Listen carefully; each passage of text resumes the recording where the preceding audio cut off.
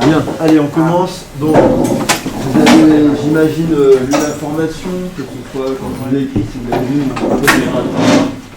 donc on recommence tous en présentiel à partir de lundi 14, donc la semaine avant les vacances. Okay. Donc il n'y a plus que vous avez une semaine à distance la semaine prochaine. Et puis voilà, donc le contrôle, on aurait pu comment faire en partie la semaine prochaine avec le groupe, on le fera en classe entière le mardi 15. Ok. Je vous ai marqué le programme de révision, donc il y a 2 chapitres, la trigonométrie, mais surtout, en particulier, les fonctions trigonométriques, okay, donc avec l'amplitude,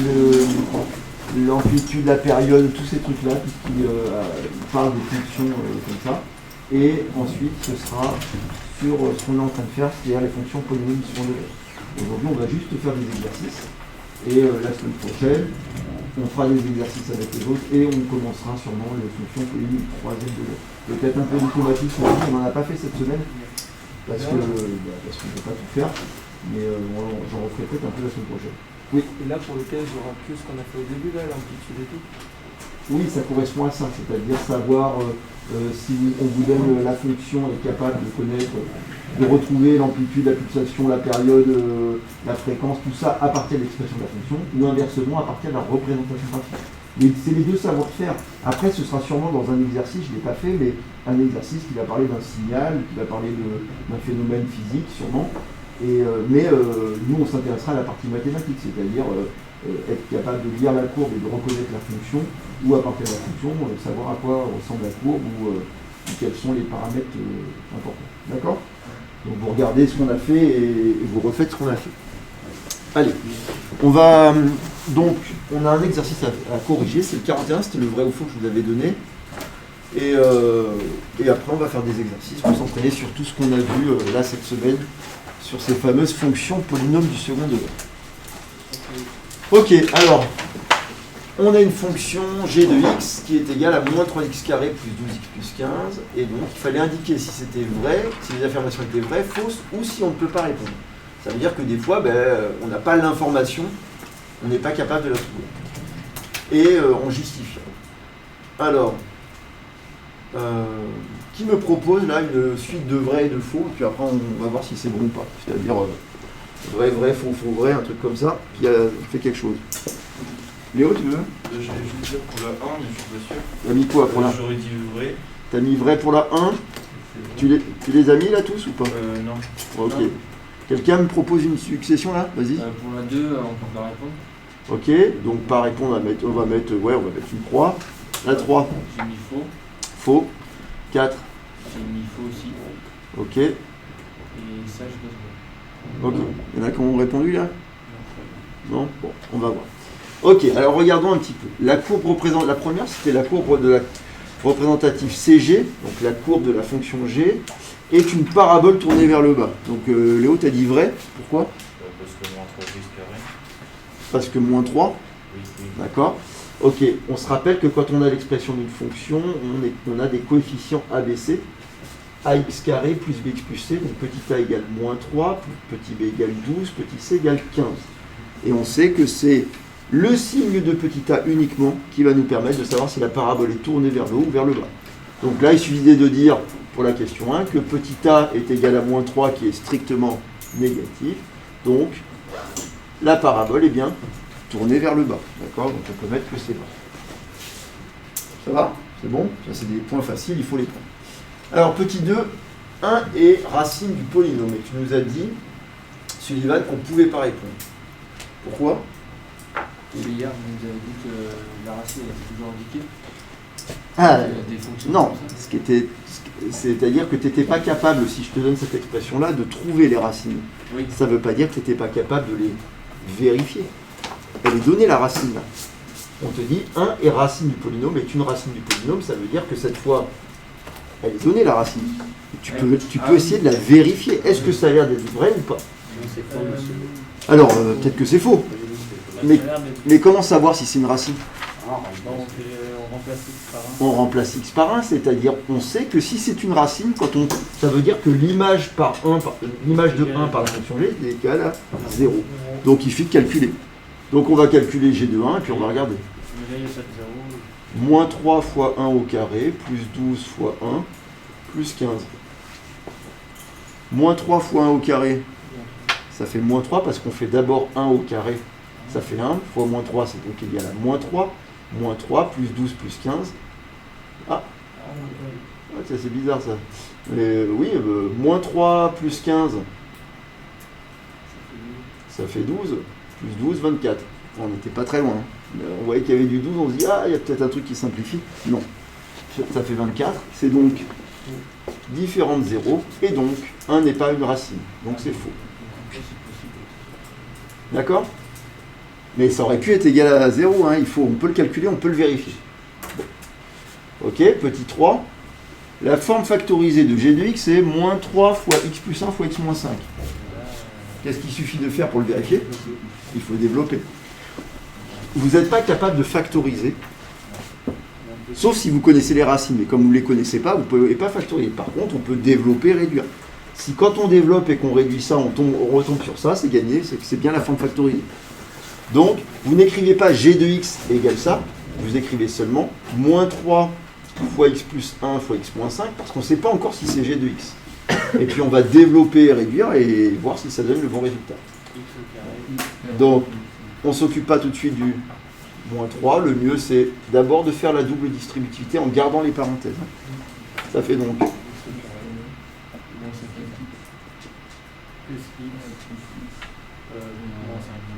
moins 5. Ok, ce qui nous donne moins 3 fois x carré. On peut réduire ici, ça fait moins 4x, moins 5. Et après, on le développe. Ça fait donc moins 3x carré, ça part bien. Moins 3x carré fois moins 4x, ça fait plus 12x. Et moins 3 fois moins 5, plus 15. Ah ben donc c'est bon, c'est bien égal à g de x. Donc c'est vrai. D'accord? Donc, autant vous ne pouvez pas trouver la forme factorisée si on ne vous a pas donné la valeur des racines, mais si on vous donne la forme factorisée, vous pouvez la vérifier en développant et en réduisant. Développer et réduire, on peut toujours le faire. Factoriser, ben, c'est plus difficile. C'est plus difficile parce qu'on voit bien qu'il n'y a pas de facteur commun. Hein. Vous comprenez bien pourquoi là, on ne part pas de ça. Il n'y a pas de facteur commun. Donc on ne peut pas factoriser comme ça simplement, c'est pas une unité remarquable, il n'y a pas de facteur commun. Par contre, développer et réduire ça, ça marche. Donc il faut être à l'aise sur le développement et la réduction dans ce chapitre. Oui, Ewen? Ok, attends, je vais remonter un peu. Alors, la 4, c'était la fonction g est toujours négative. Vrai ou faux, on ne peut pas répondre. C'est faux. Ewen, tu proposes quoi? On nous demande dans le 2 que g de 1 égale 24. Oh bah, très bien. Alors c'est intéressant, c'est une bonne remarque. On a calculé g de 1 ici à la question 2. On a trouvé que c'était 24 qui est strictement positif. Donc la réponse est évidemment faux. Cette fonction g, elle n'est pas toujours négative. C'est un bon contre-exemple. C'est bien. Il y a une autre manière de voir les choses. Oui, c'est-à-dire, puisqu'on a la forme factorisée, on a les racines. Et s'il y a deux racines, vous savez bien que la parabole, quand il y a deux racines et elle est tournée vers le bas, bah, c'est qu'elle passe par deux points de l'axe, et donc obligatoirement, c'est un truc comme ça. Et vous voyez bien que là, c'est négatif, positif, négatif. Donc c'est pas toujours négatif.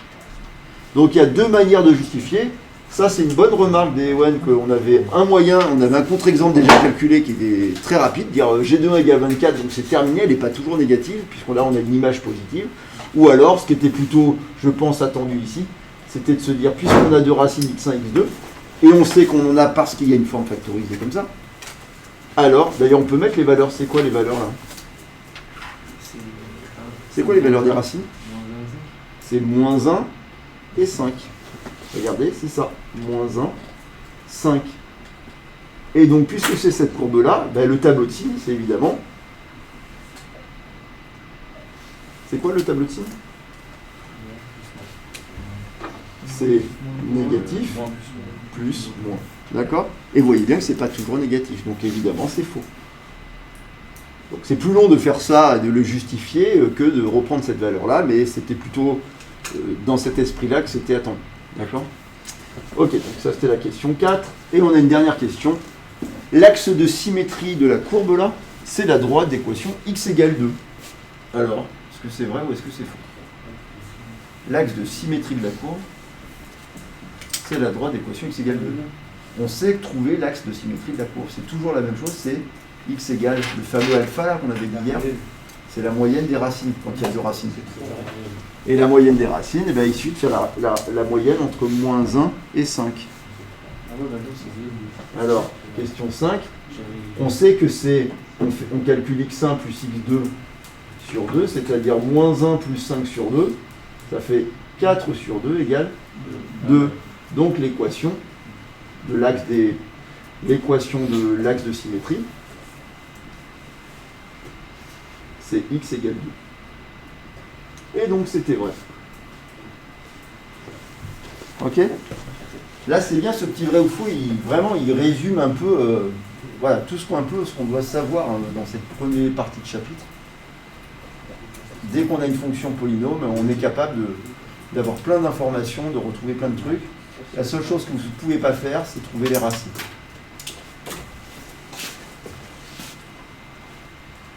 Ça va, des questions sur ça? C'est bon? Ok. On va en faire un autre. Ce sera le 38. Page toujours, ouais, page 91 toujours. On essaie de rajouter d'autres manières de...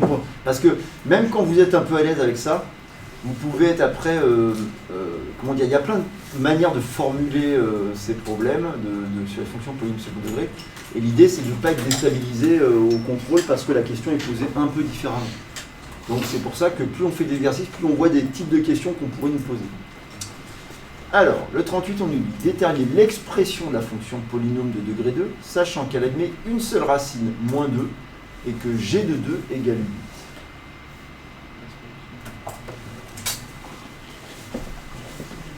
8. Alors, avec ça, cette fois, vous avez vu que c'est l'expression. Donc on ne connaît pas l'expression de la fonction, c'est ça que l'on cherche. Et pour la trouver, on nous donne deux indications. On sait qu'elle n'a qu'une seule racine. Rappelez-vous, on en a parlé un petit peu hier, là, quand il n'y a qu'une seule racine. On va voir ce que ça veut dire. Et on sait aussi que g de 2 égale 8. Quelle est la première chose quand on vous pose ce type de question de déterminer l'expression de la fonction polynôme? C'est d'écrire sa forme générale. C'est quoi l'expression générale d'une fonction polynôme? C'est la fonction g, d'ailleurs, elle s'appelle g. C'est bon? Je peux passer? Alors, c'est quoi l'expression générale de g?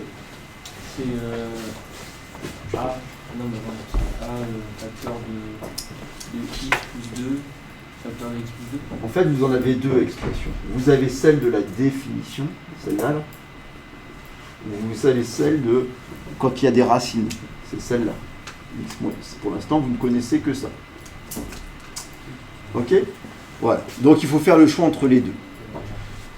Évidemment, les informations que l'on a parlent de racines. Donc, s'il y a des racines, ça signifie que c'est évidemment cette expression. On ne va pas partir sur la forme développée réduite. Ok? Bien. On a combien d'inconnus? A, x1, x2, on a trois inconnus. Sauf qu'on est dans un cas particulier où il y a une seule racine. Mais vous vous rappelez quand on avait dit quand il n'y a qu'une seule racine, ça veut dire que la parabole, en gros, elle vient frôler comme ça l'axe des abscisses, elle vient couper en un seul point. Et c'est une manière de dire qu'en fait les deux racines sont égales. Ça veut dire qu'on a x1 égale x2. D'accord?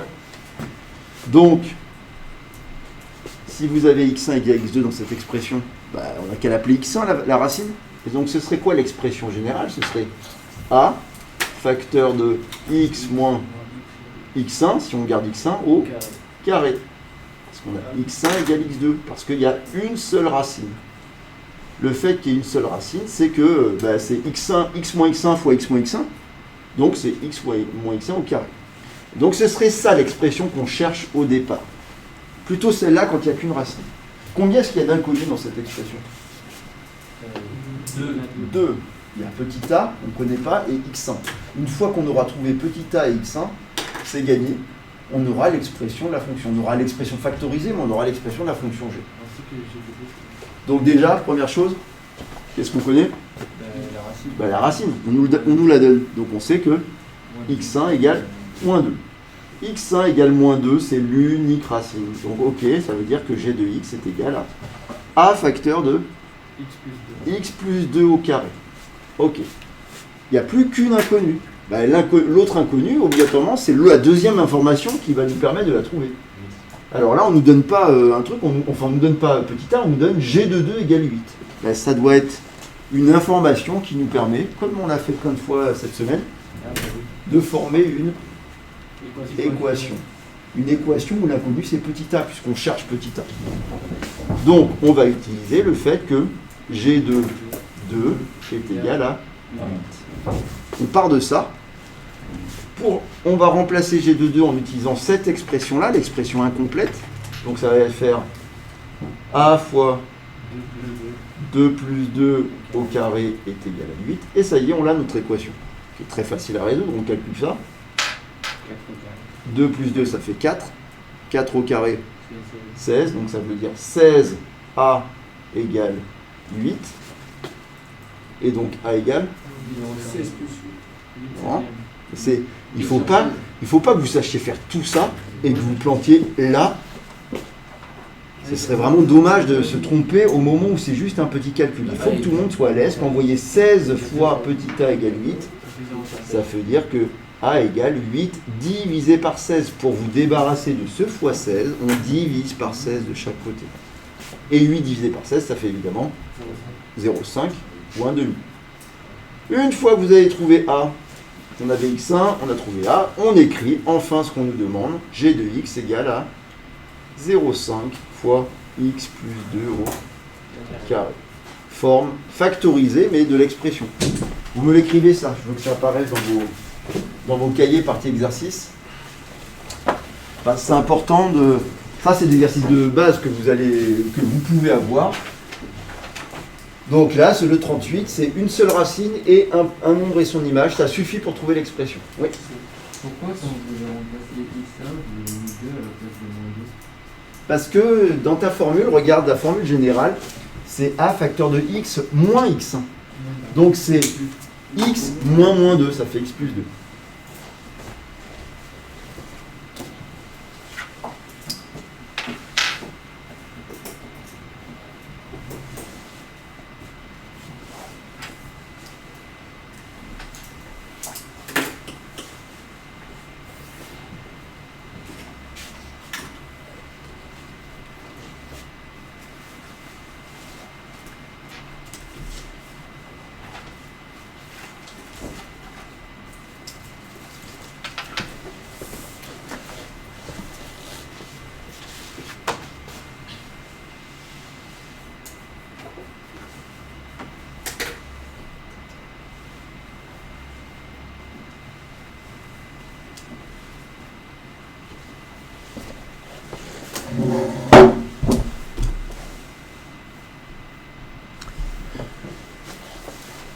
Ok. Alors, j'attire votre attention sur le fait qu'on a réussi à trouver l'expression de la fonction avec seulement deux informations.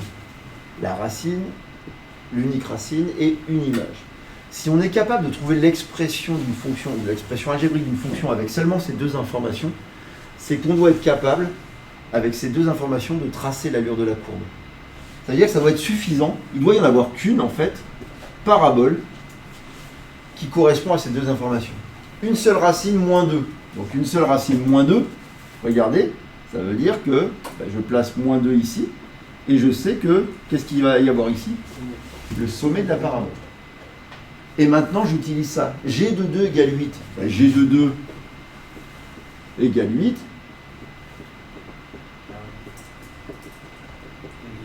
Ça correspond à ce point. Et bien essayez de tracer, enfin combien de paraboles on peut tracer dont le sommet c'est ce point et qui passe par ce point? Une seule. Regardez, il n'y a pas le choix, c'est obligatoirement un truc comme ça. Et donc il se passe pareil de l'autre côté, évidemment. Comprenez qu'avec ces deux informations, il n'y a qu'une parabole qui passe par ce point-là et par ce point-là. Qu'une parabole dont l'axe de symétrie est ici, hein, c'est-à-dire une parabole, parce que je pourrais faire une parabole comme ça, mais on sait que ça ne peut pas représenter une fonction. Une parabole qui représente une fonction. Voilà, donc c'est intéressant de voir que, et pour l'aspect graphique, et pour l'aspect algébrique, ces deux informations sont suffisantes. Est-ce que ce serait suffisant si, regardez, si j'avais dit, déterminer l'expression de la fonction g de degré 2, sachant qu'elle admet comme racine moins 2, et que g de 2 égale 8. J'ai pas changé grand-chose, j'ai juste enlevé une seule racine par qui admet comme racine moins 2. Sous-entendu, moins 2 est une racine.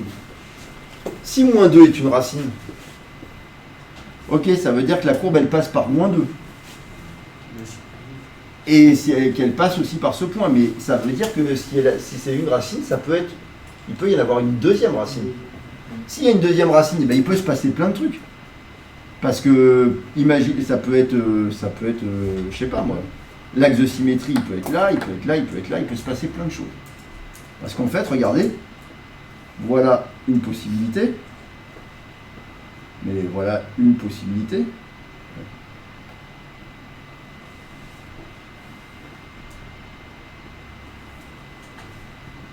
Je vais faire un truc comme ça, c'est très laid, mais c'est pas grave, vous comprenez. Ouais, je suis pas passé au-dessus, mais bon, bref. En fait, quand vous avez une racine et un point, c'est pas suffisant, parce qu'on peut faire plusieurs paraboles possibles. Et c'est pareil ici. Regardez ici, il y a combien d'inconnus dans la forme générale? Il y en a 3, A, x1, x2. Or, si vous avez seulement une racine et seulement un point, vous arriverez à trouver, ça veut dire que vous avez que deux équations ou deux informations pour trouver 3 inconnus. Ce ne sera pas suffisant. Il y en aura plusieurs expressions possibles qui vérifieraient que moins 2 est une racine et que g de 2 égale. Ok? Donc il y a toujours une problématique enfin en tout cas un rapport entre le nombre d'inconnus qu'on a et le nombre d'informations que l'on a. Il faut que ça coïncide. Il faut qu'on ait au moins assez d'informations pour avoir le nombre d'inconnus, sinon souvent on ne peut pas s'en sortir. Ok, le suivant, c'est vous qui allez un peu chercher là. Qu'est-ce que j'ai prévu? J'ai prévu le K. Celui-là, il n'est pas très dur. Alors, on vous demande de déterminer le signe de la fonction volume de degré 2. J'aime pas trop l'expression. Je préférais que vous me disiez déterminer le tableau de signes. C'est pas dur. Tableau de signes de ces fonctions-là. Faites-moi les petits tableaux de signes de ces deux fonctions. Ça ne va pas être très dur. Là, pour le coup, c'est des questions d'application directe de ce qu'on a vu hier.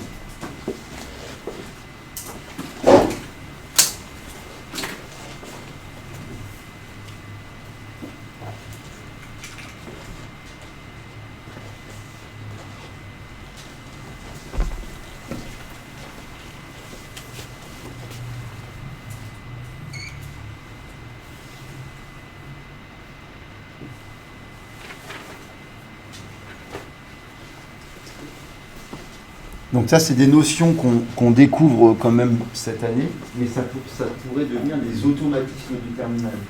C'est-à-dire que ça devrait être des petits savoir-faire de base pour faire des choses plus complexes en terminal. Bien maîtriser les tableaux de signes, par exemple, d'une fonction polynôme de degré 2 comme ça.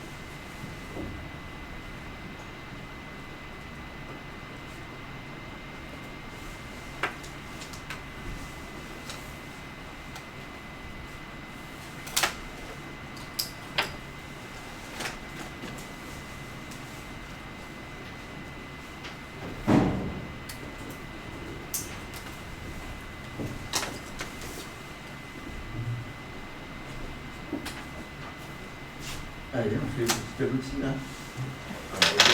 Ah, il n'y a rien à faire, il n'y a plus le tableau à faire, il n'y a pas de calcul à faire.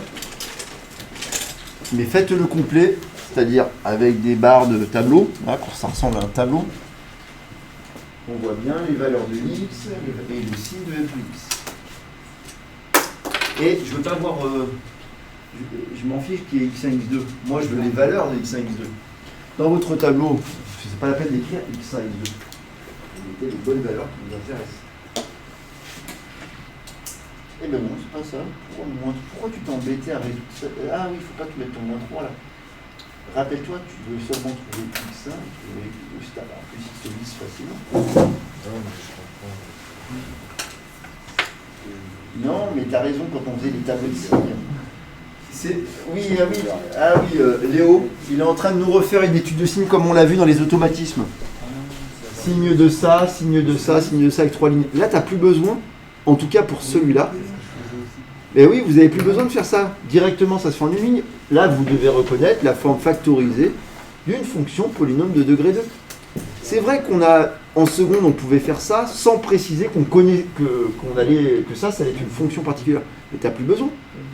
Si tu repères les racines, tu sais que ta parabole est tournée vers le haut ou vers le bas, etc. Tu vas pouvoir le lire, le signe. Maintenant, on a au moins gagné ça. C'est-à-dire qu'on peut faire écrire le signe directement du résultat, rien qu'en pensant à la parabole. Alors c'est bien que vous ayez fait ça, les gars, parce que je vous en avais pas trop parlé, que en fait on peut retrouver le signe de f de x par les méthodes de seconde, par les automatismes avec ce fameux tableau de signe, tu as raison. Mais ce qu'on a vu hier, c'est qu'on était capable de donner directement le résultat maintenant de ça.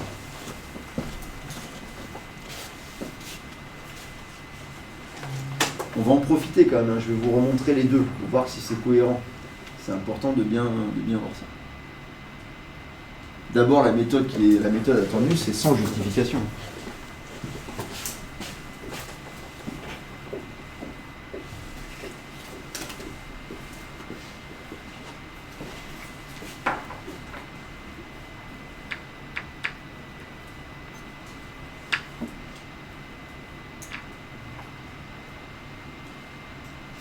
Samuel, tu me dis ce que tu as fait?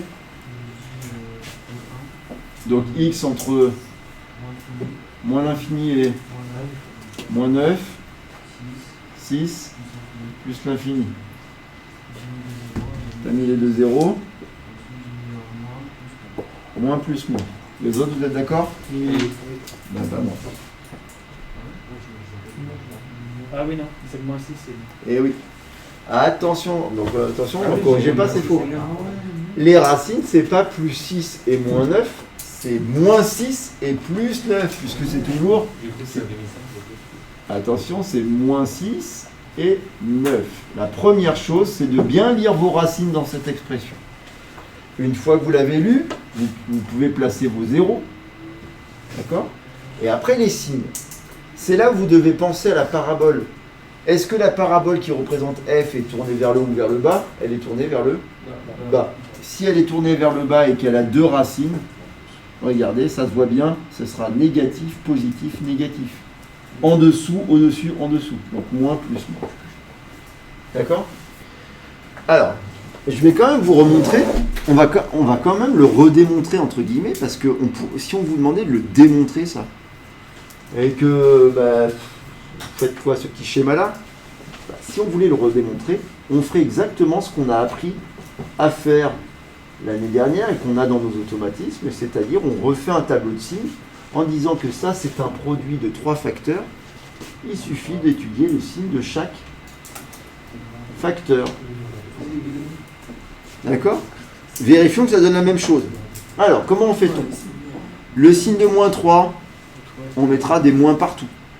On doit regarder d'abord où est-ce qu'on place des zéros, c'est-à-dire quand est-ce que x plus 6 est égal à 0, c'est quand x égale moins 6. Donc on devra placer la valeur moins 6. On regarde quand est-ce que x moins 9 égale à 0, c'est quand x égale 9. Donc on place moins 6, 9, on tire les traits, on place les zéros, 0 ici et donc les zéros là. Et maintenant on pense au signe, moins 3, toujours strictement négatif. X plus 6, c'est une fonction affine qui a un coefficient devant x qui est positif, qui vaut 1. Donc la droite, elle monte. Si elle monte de gauche à droite, on est d'abord dans les négatifs, puis dans les positifs. X moins 9, son coefficient devant x est positif. Donc la droite de gauche à droite, elle monte, et donc moins, moins, plus. Règle des signes. Moins par moins par moins. Moins. Moins par moins par plus. Plus. Moins par plus. Moins. Comment on sait que x il est positif? On ne sait pas que x est positif. Ah, c'est le coefficient de x qui nous intéresse. C'est le coefficient de x. Quand il n'y a rien, c'est qu'il y a un 1. C'est de lui que dépend savoir si la droite, elle monte ou elle descend. Or, son coefficient, il vaut 1 quand il n'y a rien devant. D'accord? Et vous voyez qu'on retrouve exactement le même résultat. Oui. C'est les deux qu'il faut faire Non, ce n'est pas les deux qu'il faut faire. Là, dans ce chapitre, quand je te demanderai de faire le tableau de signe d'une fonction polynôme second degré, tu penseras plutôt à ta représentation graphique. Si on te demandait de le démontrer algébriquement, de le prouver par le calcul, entre guillemets, c'est ce tableau de signe-là qu'il faudrait faire. Mais ça c'est des trucs qu'on a appris, qu'on a fait dans les automatismes. Alors, la question qu'on pourrait se dire, c'est est-ce que maintenant on aura de nouveau besoin de faire ça? Même les automatismes, vous vous rappelez que vous avez juste besoin de mettre votre résultat.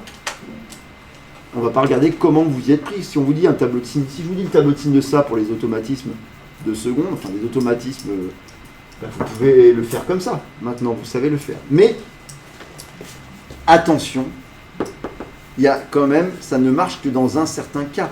Pour faire cette méthode-là, il faut reconnaître il faut que ça ressemble exactement à A, facteur de x moins x1, facteur de x moins x2. Et si je vous dis ça là, si je vous dis f de x égale moins 5 fois 3x plus 6 fois moins 2x plus 4, est-ce que ça c'est une forme factorisée de fonction polynôme second degré telle qu'on l'a apprise? Ben non, là il nous faut du x moins quelque chose, et là aussi. Et là on a du 3x plus 6. Ça veut dire si je vous demande de faire un tableau de signe de ça, qu'est-ce que vous faites? On fait la Ben vous n'avez pas le choix, vous êtes obligé de faire ça. Ça va, c'est clair? Hein, pour faire cette méthode-là, il faut absolument qu'on reconnaisse ici la forme factorisée de notre fonction polynôme. Bon, c'est bon? C'est recopié? C'est bien que ça apparaisse. Hein. Vous allez même écrire ça, que c'est la méthode algébrique. Et ça, vous allez marquer que c'est la méthode graphique. Pourquoi graphique? Ben parce qu'on utilise en fait la parabole pour le trouver. Donc on peut dire que c'est la méthode graphique.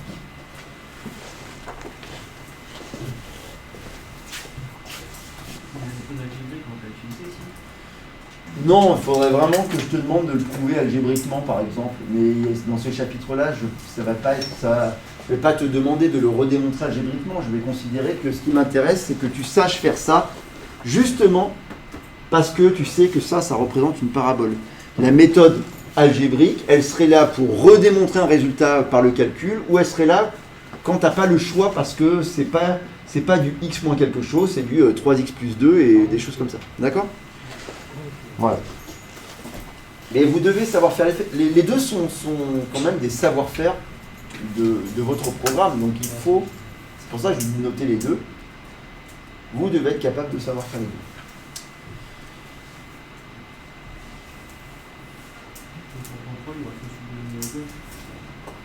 Pour le contrôle, il n'y aura que celui de gauche, ce sera plutôt ça que je te demande.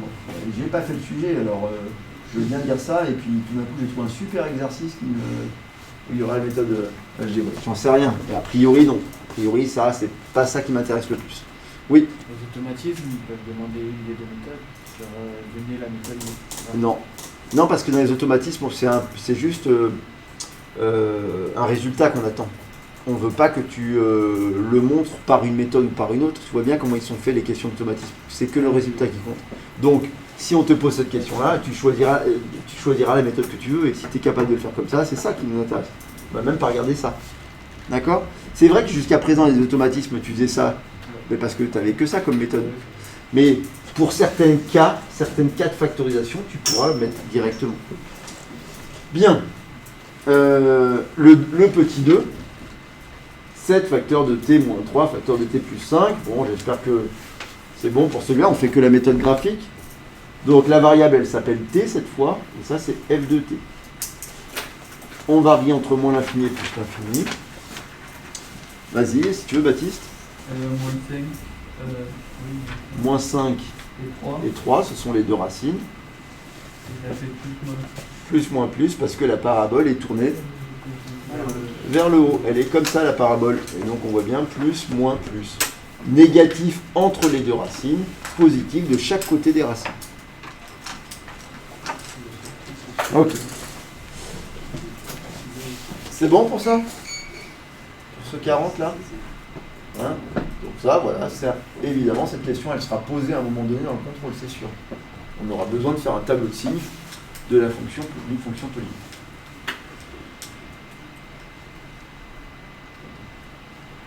Alors, il nous reste deux gros exercices. Il y en a un qu'on va commencer, je sais pas si on a le temps, on va le faire maintenant, et l'autre que vous ferez à la maison.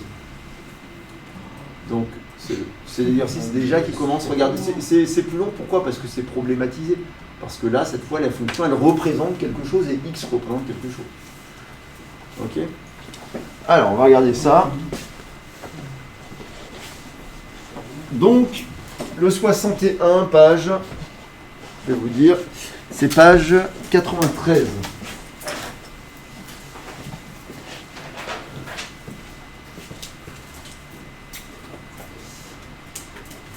Alors, Benjamin, à toi, on t'écoute pour le 61. L'empreinte carbone est un indicateur des émissions de gaz à effet de serre qui intègre les émissions directes des ménages français, de la production nationale et celles associées aux produits importés. On étudie les émissions de CO2 de la France selon l'empreinte carbone entre 1995 et 2015. Les émissions sont exprimées en millions de tonnes équivalent CO2, MTE, équivalent à CO2. Ouais. Alors attends, c'est des millions de tonnes équivalent CO2, ouais c'est ça. C'est une unité quoi. Une unité qui a été inventée pour l'occasion, hein, pour étudier les émissions de CO2. Voilà. On modélise l'évolution de ces émissions en fonction du temps. On modélise. Hein. C'est ce que tu as dit? C'est pas dit. J'ai compris mondialise, mais on modélise, vas-y. On modélise l'évolution de ces émissions en fonction du temps écoulé depuis 1995, exprimé en années par la fonction f, définie sur l'intervalle 0,39 par f de x est égal à moins 0,8 x au carré plus 19,2x plus 468. Voilà, c'est cette dernière phrase qu'il faut surtout relire, c'est-à-dire, parce qu'on comprend que cette fonction-là avec laquelle on va travailler mathématiquement, elle représente quelque chose. Donc on vous dit, on modélise l'évolution des émissions, donc c'est les émissions de CO2, en fonction du temps. Dès que vous voyez ça, vous devez savoir que petit x, la variable petit x va représenter le temps qui s'écoule en années, et f de x, l'image, va représenter les émissions de CO2 en millions de tonnes équivalent CO2. D'accord? Voilà. Donc on a, et donc ça veut dire là, comme on est sur 0,39, ça veut dire qu'on est sur un intervalle de 0,39, ça correspond à quel intervalle? À quel intervalle de temps, pardon?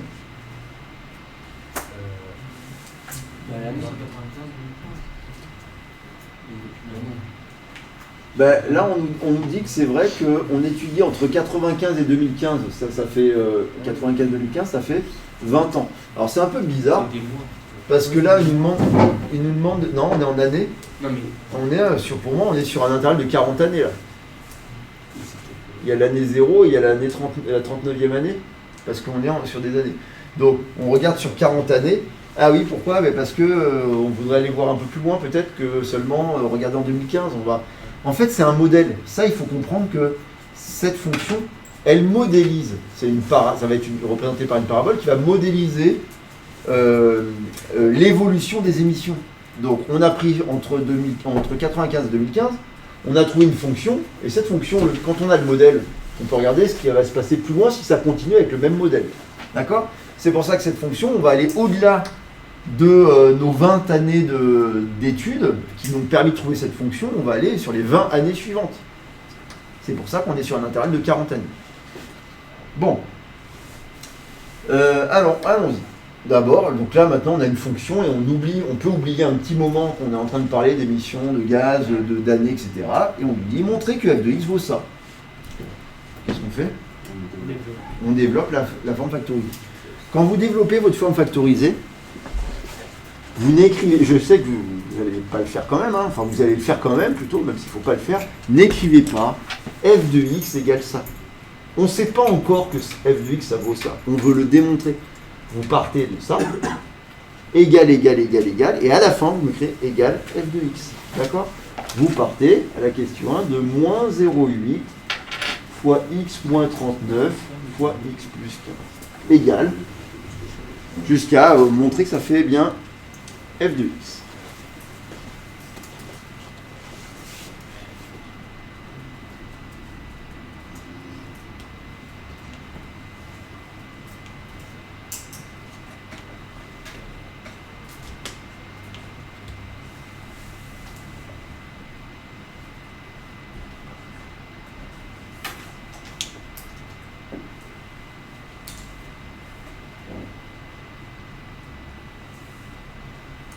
On sait que ça va marcher. Ou alors c'est qu'il y a une erreur d'énoncé. Pourquoi on sait que ça va marcher?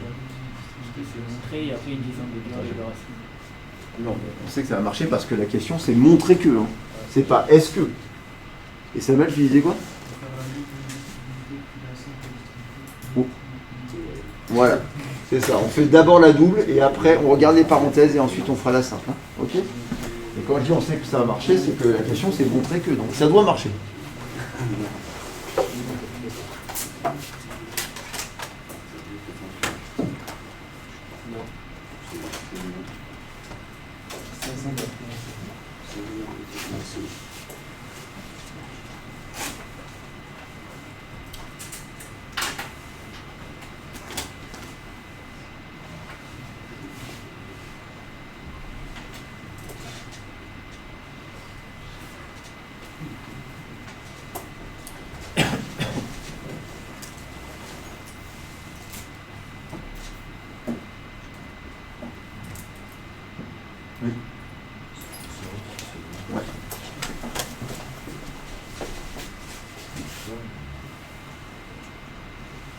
Et c'est pas ton égalité, Léo, elle n'est pas là.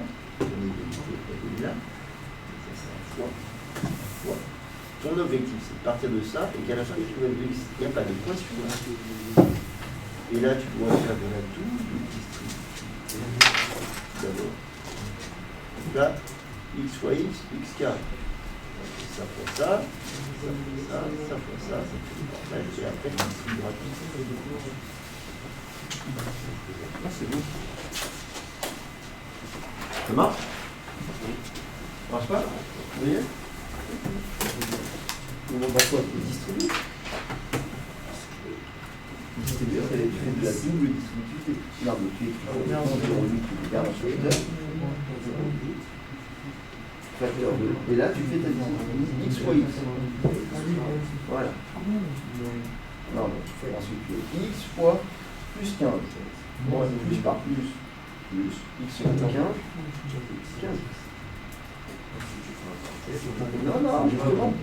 Et non, là, tu auras plus de produit. Là, tu fais ta double, tu auras toute une somme, tu auras ça, fois ça, plus ça, plus ça, plus ça, plus ça, plus ça. Donc ensuite, moins 39 fois x, moins 39x, ensuite, 39 fois 15. Nous avons à prendre une calculatrice.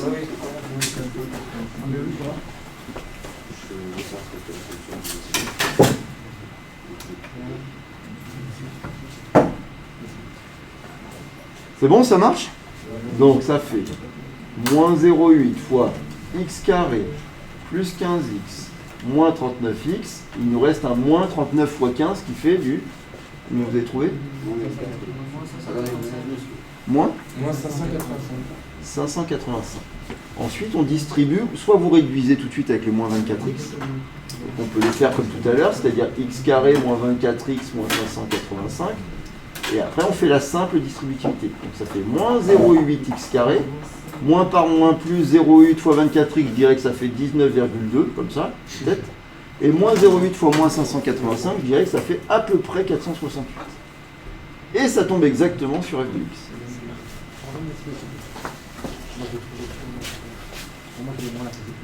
Si tu as des moins à la place des plus, ça veut dire que tes signes sont faux ici. Là.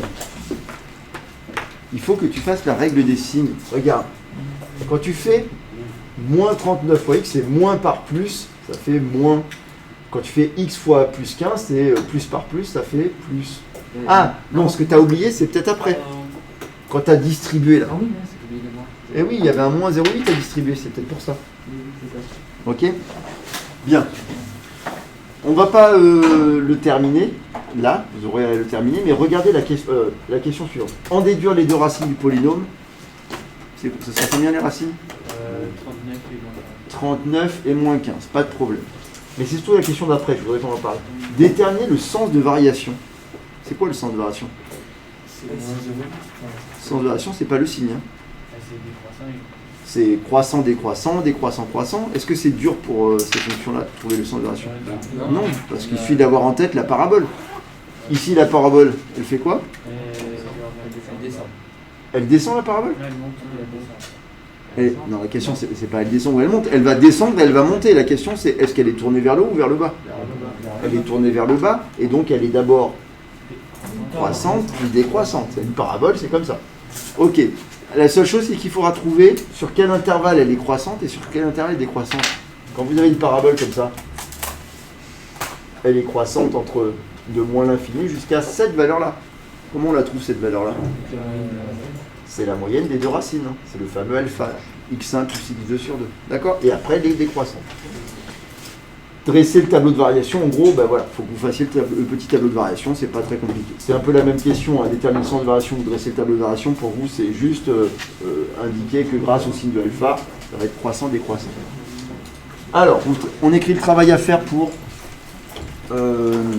mardi.